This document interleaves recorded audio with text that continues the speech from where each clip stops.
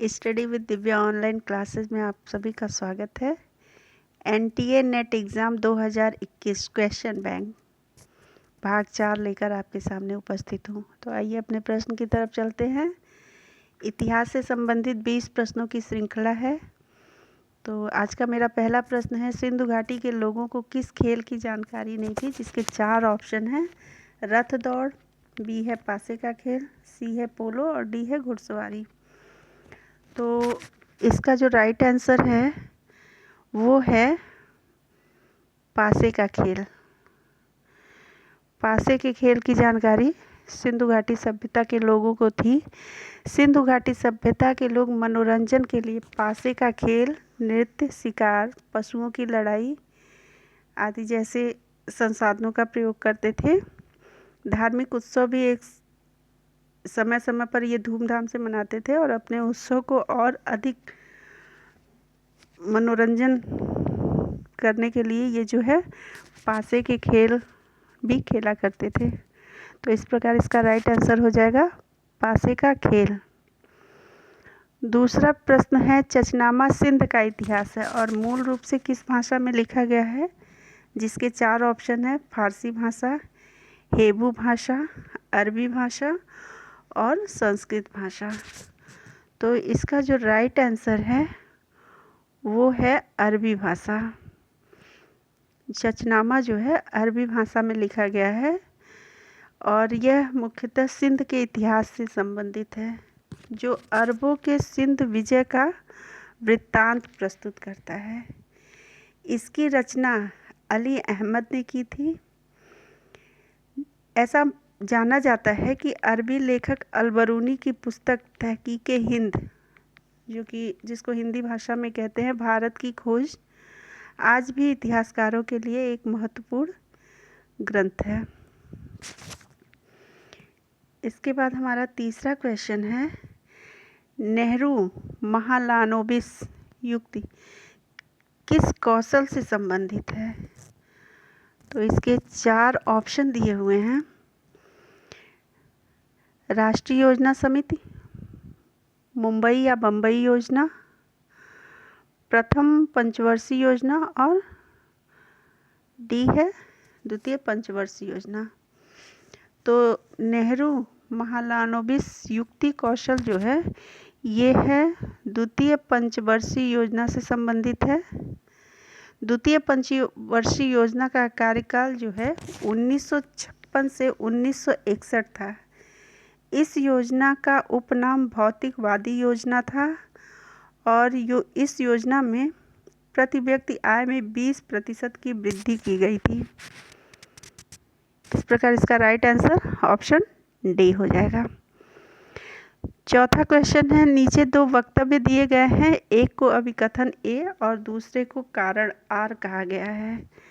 तो इसका अभिकथन ए है, प्रारंभिक आर्य आदिवासी सिंध नदी तथा इसकी उप नदियों द्वारा प्रतिनिधित्व की जाने वाली 7 नदियों की जमीन पर आधिपत्य स्थापित करने में संलग्न रहे। इसका कारण दिया हुआ है कि विभिन्न आर्य जनजाति के बीच संघर्ष दृष्टिगोचर होता है। तो आपको इन दोनों वक्तव्यों को पढ़ना है और कूटों की सहायता से सही उत्तर चुनना है। ठीक है, अब इसको देखिए, प्रारंभिक आर्य आदिवासी सिंध नदी तथा इसकी उप नदियों द्वारा प्रतिनिधित्व की जाने वाली 7 नदियों की जमीन पर आधिपत्य स्थापित करने में संलग्न रहे। ये तो सही है। ठीक है, इसका जो अभिकथन है वो सही है और जो कारण दे रहा है कि विभिन्न आर्य जनजाति के बीच संघर्ष दृष्टिगोचर होता है, तो ये कारण भी सही दे रहा है। इस प्रकार इसका जो राइट आंसर हो जाएगा वो हो जाएगा ऑप्शन 4। ए तथा आर दोनों सही हैं और ए की सही व्याख्या आर है। अगला क्वेश्चन नंबर 5 है, जैन धर्म के वास्तविक संस्थापक किस जनजाति से संबंधित थे? इसके भी 4 ऑप्शन हैं। ऑप्शन 1 है ज्ञात्रिक जनजाति, ऑप्शन 2 है मल्ल जनजाति, ऑप्शन 3 है लिच्छवी जनजाति और ऑप्शन चौथा जो है वो शाक्य जनजाति दिया हुआ है। तो इसका जो राइट आंसर है वो है ज्ञात्रिक जनजाति। ठीक है, जैन धर्म के वास्तविक संस्थापक जो थे वो ज्ञात्रिक जनजाति से संबंधित थे और महावीर स्वामी का जन्म जो है 540 ईसा पूर्व के कुंडग्राम यानी वैशाली में हुआ था। इनकी माता का नाम त्रिशला विदेह दत्ता जो लिच्छवी राजा चेटक की बहन थी। महावीर स्वामी जैन धर्म के 24वें एवं अंतिम तीर्थंकर माने जाते हैं। तो जो इनके ये वास्तविक संस्थापक थे, इनका जो जन्म है ये ज्ञात्रिक जनजाति में हुआ था। तो इसका राइट आंसर आपका हो जाएगा ऑप्शन 1। छठवां क्वेश्चन है आपका, निम्नलिखित अशोककालीन शिलालेखों में से ब्राह्मी लिपि का किस अभिलेख में प्रयोग नहीं किया गया है? तो अशोक के अधिकतर अभिलेख जो है ब्राह्मी लिपि में लिखे गए हैं। ब्राह्मी, खरोष्ठी, ग्रीक और अरामाइक लिपियों का इन्होंने प्रयोग किया है। तो इसमें जो है सबाजगढ़ी का जो अभिलेख है इसमें इन्होंने ब्राह्मी लिपि का प्रयोग नहीं किया है और जो है इस अभिलेख में इन्होंने खरोष्ठी लिपि का प्रयोग किया है। इस अभिलेख में इन्होंने खरोष्ठी लिपि का प्रयोग किया है। तो इसका राइट आंसर हो जाएगा सबाजगढ़ी ऑप्शन नंबर 2। सातवां प्रश्न है, मोहम्मद बिन तुगलक तथा सम्राट अकबर निम्नलिखित में से किस नदी का पानी पीते थे? तो इसका जो राइट आंसर है वो हो जाएगा यमुना नदी, क्योंकि मोहम्मद बिन तुगलक तथा सम्राट अकबर दोनों शासकों की राजधानी यमुना नदी के तट पर स्थित थी और मोहम्मद बिन तुगलक जो है दिल्ली सल्तनत का सर्वाधिक योग्य शासक था, जबकि अकबर मुगल काल का सबसे उदार शासक था और दोनों की जो राजधानी थी वो दिल्ली थी और दिल्ली जो है यमुना नदी के तट पर बसी हुई है, इसलिए ये दोनों शासक जो है यमुना नदी का पानी पीते थे। तो इस प्रकार इसका राइट आंसर हो जाएगा ऑप्शन 1 यमुना नदी। अगला प्रश्न है, अमीर खुसरो ने निम्नलिखित में से किस वाद्य यंत्र का आविष्कार किया था? तो अमीर खुसरो जो है तबला एवं सितार दोनों वाद्य यंत्रों का निर्माण किया था। तबला और सितार, और अमीर खुसरो जो है एक जाना माना संगीतज्ञ था। अमीर खुसरो का पूरा नाम अबुल हसन यामिन उद्दीन खुसरो था। यह सूफी संत निजामुद्दीन का शिष्य था। इसने जो आविष्कार किया था ये, इसमें चारों ऑप्शन में से 2 ऑप्शन दे दिए हैं इसी के, वायलिन, तबला, गिटार और सितार। तो इसके ऑप्शन में आपके 2 ऑप्शन सही हैं, तबला और सितार, यानी 2 और 4, 2 और 4। ठीक। 9वां प्रश्न है, ताजमहल के निर्माण में प्रयुक्त संगमरमर पत्थर कहाँ से लाया गया था? तो इसके 4 ऑप्शन हैं, पहला आमेर, दूसरा औरंगाबाद, तीसरा किशनगढ़ और चौथा है मकराना। तो इसका जो राइट आंसर है वो है मकराना, क्योंकि ताजमहल के निर्माण में जो पत्थर प्रयोग किया गया है वो मकराना से लाए गए थे और ताजमहल का निर्माण शाहजहां ने अपनी बेगम मुमताज़ महल की याद में करवाया था और इसके जो वास्तुकार थे उनका नाम उस्ताद अहमद लाहौरी था। तो इस प्रकार इसका राइट आंसर हो जाएगा ऑप्शन 4। 10वां प्रश्न है, भारतीय मुद्रा परिषद की स्थापना इलाहाबाद में किस वर्ष हुई थी? तो भारतीय मुद्रा परिषद की स्थापना जो है इलाहाबाद में वर्ष 1910 में की गई थी। इसके भी 4 ऑप्शन है, देख लीजिए। 1908, 1910, 1912 और 1914। तो इसकी जो स्थापना इलाहाबाद में की गई थी भारतीय मुद्रा परिषद की, वो 1910 में की गई थी। और इसकी स्थापना का एक्चुअल डेट 28 दिसंबर 1910 है। इलाहाबाद में गंगा, यमुना और अदृश्य सरस्वती का संगम भी है। और 1910 में ही इलाहाबाद में विलियम वेडरबर्न की अध्यक्षता में कांग्रेस का 26वां अधिवेशन भी हुआ था। तो इस प्रकार इसका जो राइट आंसर है वो है 1910। अगला प्रश्न है,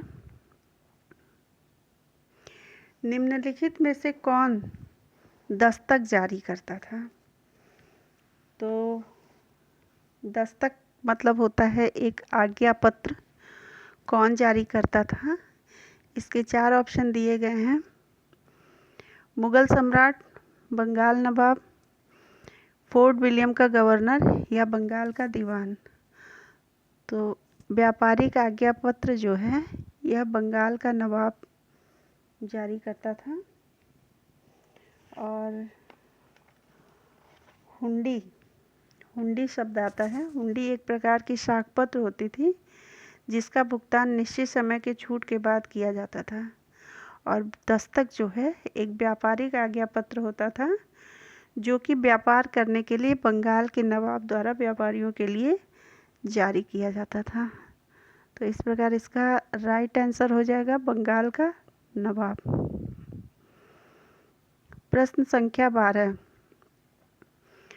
मुजफ्फर जंग हैदराबाद के निजाम ने क्षेत्रीय रवायतें किसे प्रदान की थी? जिसके 4 ऑप्शन दिए गए हैं। पुर्तगालियों को, डच को, फ्रांसीसियों को या अंग्रेज़ों को। तो मुजफ्फर जंग हैदराबाद के निजाम जो थे क्षेत्रीय रवायतें ये फ्रांसीसियों को प्रदान किए थे। चूँकि फ्रांसीसियों ने मुजफ्फर जंग को हैदराबाद का निजाम बनाने का वादा किया था और अपने इस वादे को पूरा करने के बाद जो है इन्होंने क्षेत्रीय रियायतें जो थी वो फ्रांसीसियों को दे दिया था। तो इस प्रकार इसका राइट आंसर हो जाएगा ऑप्शन नंबर 3। 13वां प्रश्न है, नीचे दिए गए 2 वक्तव्यों में एक को अभिकथन ए और दूसरे को कारण आर कहा गया है। अभिकथन ए कहता है कि पुर्तगालियों ने एशियाई समुद्र में हिंसात्मक गतिविधियों की पहल की थी, जबकि कारण कहता है कि पुर्तगालियों का मकसद एशियाई व्यापार के प्रमुख मार्गों पर नियंत्रण करना था। तो इसका जो राइट आंसर हो जाएगा, चूँकि अभिकथन कहता था कि एशियाई समुद्र में हिंसात्मक गतिविधियों की पहल की थी, जिसका कारण था कि यहाँ के एशियाई व्यापार के मार्गों का नियंत्रण करना। तो इसका ऑप्शन जो राइट ऑप्शन है वो आपका हो जाएगा ए सही है और आर जो है इसकी सही व्याख्या करता है। यानी अभिकथन भी सही कह रहा है और कारण भी सही कह रहा है। तो इसका आंसर हो जाएगा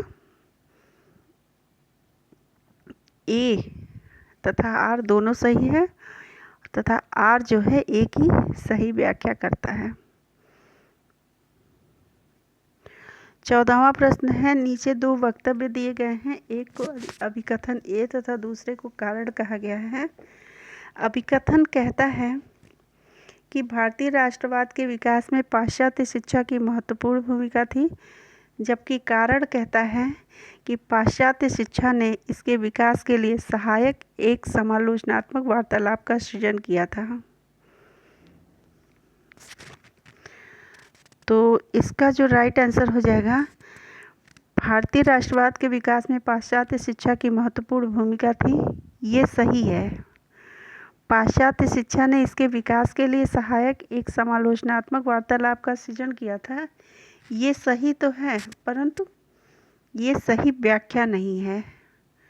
सही तो है पर इसकी जो व्याख्या करता है ये सही नहीं है। तो इसका जो राइट आंसर हो जाएगा वो हो जाएगा ऑप्शन 2। ए और आर दोनों सही है, परंतु आर ए की सही व्याख्या नहीं करता। अगला प्रश्न है, ब्रिटिश ईस्ट इंडिया कंपनी की स्थापना कब हुई थी? जिसके 4 ऑप्शन हैं। 15वीं शताब्दी के आरंभिक काल में, 16वीं शताब्दी के आरंभिक काल में, 16वीं शताब्दी के अंतिम काल में, या फिर 17वीं शताब्दी के आरंभिक काल में। तो ब्रिटिश ईस्ट इंडिया कंपनी की स्थापना जो है वे 17वीं शताब्दी के आरंभिक काल में हुआ था।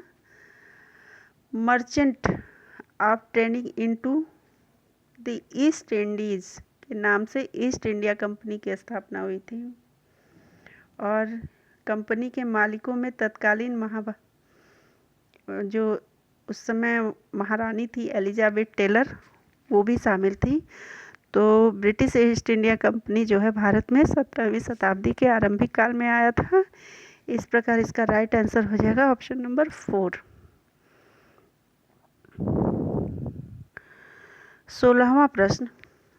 16वां प्रश्न कहता है कि निम्नलिखित वायसरायों को ऐतिहासिक क्रम में व्यवस्थित कीजिए, जिसमें 5 नाम दिए गए हैं। पहला है नॉर्थब्रुक, दूसरा है डफरिन, तीसरा है लिटन, चौथा है मेयो और 5वां है रिपन। तो इसको कार्यक्रम के अनुसार आपको व्यवस्थित करना है। तो सबसे पहले जो आया था वो था मेयो, यानी चौथा। पहले आया मेयो, फिर उसके बाद आता है नॉर्थब्रुक यानी पहला, फिर उसके बाद आता है लिटन यानी तीसरा, फिर आते हैं लिटन के बाद रिपन यानी 5वां, और सबसे लास्ट में आते हैं जो है डफरिन, हो जाएगा दूसरा। तो 4 1 3 2 5, 4 1 3 5 2, 4 1 3 5 2। तो ऑप्शन बी में इसका 4 1 3 5 2, इसका राइट आंसर हो जाएगा ऑप्शन बी। अगला प्रश्न है, नवपाषाण युग के लोगों का निवास स्थल क्वार्टजाइट पत्थर से था या ग्रेनाइट शैल से था या प्राकृतिक शैल से था या ईंट निर्मित गृह से था? तो जो है नवपाषाण काल के लोग जो है प्राकृतिक शैल से निर्मित गुफाओं में रहते थे। इसका राइट आंसर हो जाएगा प्राकृतिक शैल। 18वां प्रश्न है, किस पुरातात्विक स्थल पर अग्नि उपासना के साक्ष्य मिले हैं? जिसके 4 ऑप्शन दिए गए हैं। हस्तिनापुर, आलमगीरपुर और कौशाम्बी और लास्ट में लोथल। तो किस पुरातात्विक स्थल पर अग्नि उपासना के साक्ष्य मिले हैं? तो चूँकि आप सभी जानते हैं कि सिंधु सभ्यता नवपाषाण काल से ही जो है अग्नि के प्रमाण के साक्ष्य मिलने शुरू हो गए थे। तो उस समय जो था कि जो ये हस्तिनापुर, आलमगीरपुर, कौशाम्बी और लोथल, ये पुरातात्विक जो स्थल प्राप्त हुए हैं उसमें जो है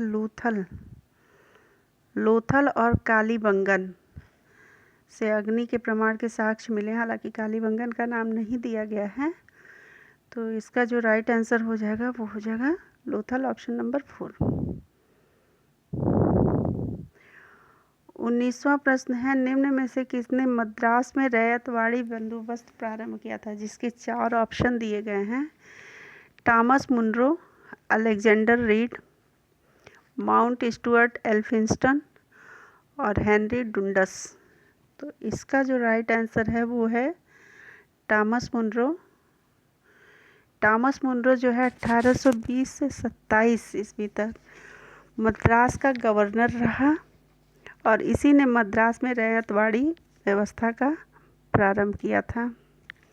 ठीक है, इस प्रकार इसका जो है राइट आंसर हो जाएगा ऑप्शन 1 टॉमस मुनरो। अंतिम प्रश्न है, मेन काम्फ के लेखक कौन हैं। तो इसके 4 ऑप्शन दिए गए हैं। Adolf Hitler, Mussolini, general Franco, auto वोन बिस्मार्क। तो इसके जो राइट आंसर हो जाएगा, मेन काम्फ एक बुक का नाम है, किताब का नाम है। तो इसके लेखक जो हैं वो हैं एडोल्फ हिटलर। यह पुस्तक जो है हिटलर के आत्मकथा के साथ साथ उसकी राजनीतिक विचारधारा और जर्मनी के बारे में उसकी योजनाओं का वर्णन किया गया है इस किताब में। ठीक है, तो इसका उत्तर हो जाएगा एडोल्फ हिटलर। उम्मीद है आप सभी को ये प्रश्नों की श्रृंखला पसंद आई होगी। अगर आपको मेरे बनाए वीडियो पसंद आते हैं तो मेरे वीडियो को लाइक करिए, सब्सक्राइब करिए, शेयर करिए और अपने कमेंट ज़रूर दीजिए। आप सभी का दिन शुभ हो। नमस्कार।